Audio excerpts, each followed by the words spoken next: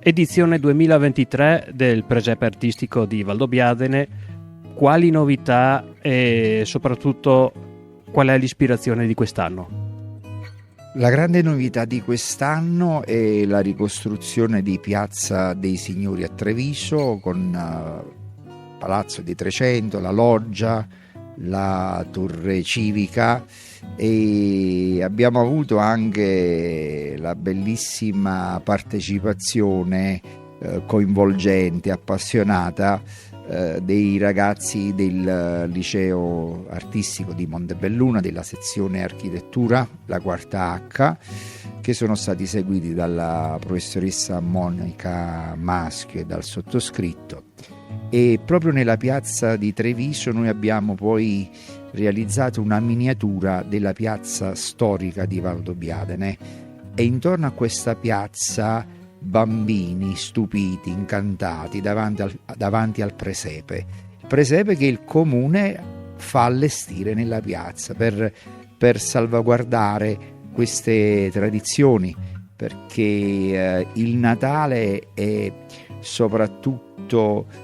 emozione, e il presepe dà emozione. Il presepe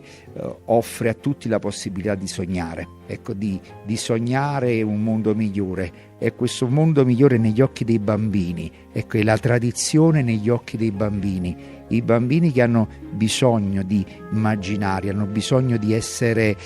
stimolati nella loro fantasia, e queste nostre belle tradizioni li aiutano, gli fanno scoprire la bellezza, che non è una bellezza elettronica, artificiale, ma una bellezza che viene dall'uomo, viene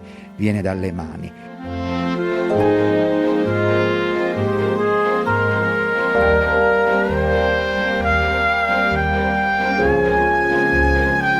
E poi un'altra novità è una scena della Natività a 360 gradi che mette in risalto anche il soffitto della villa con questi stucchi, ecco, in stile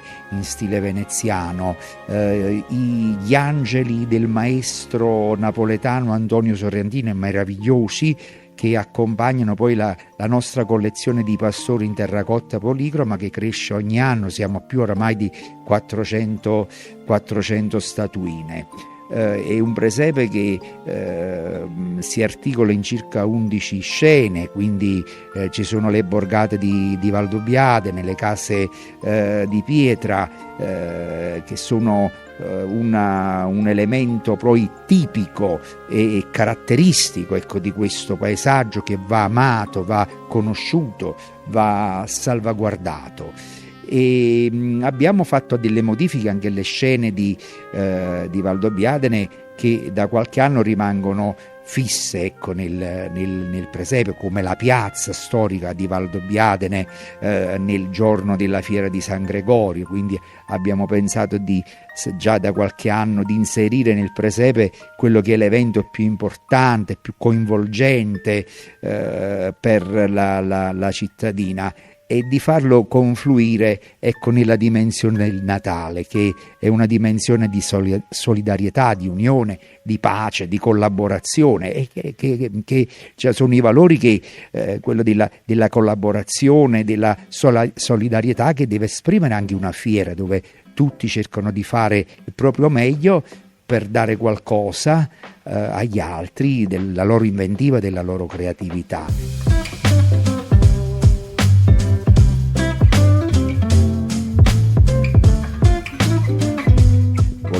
Volevo ringraziare tutti gli amici che con me hanno collaborato: Stefano Borghin,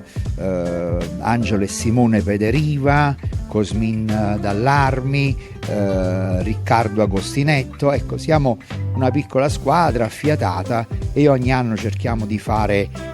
del nostro meglio. Un ringraziamento va anche all'amministrazione, all'assessorato, che ci hanno messo ancora una volta a disposizione questo splendido luogo, e speriamo che il pubblico risponda come gli altri anni. Valdo di Fu oramai, diciamo, è una nostra affezionatissima amica, quindi ci ha aiutato tantissimo in questi anni a promuovere il nostro presepe, quindi sempre sensibile alle iniziative culturali, a quelle iniziative che cercano di creare spazi di condivisione. Durante le festività si può assistere a vedere anche una mostra di bambini che hanno disegnato le case tipiche, quindi diciamo c'è anche un fil rouge che unisce queste mostre al presepe. È una bellissima mostra internazionale, ecco, di dipinti nelle bellissime sale dell'ex opificio.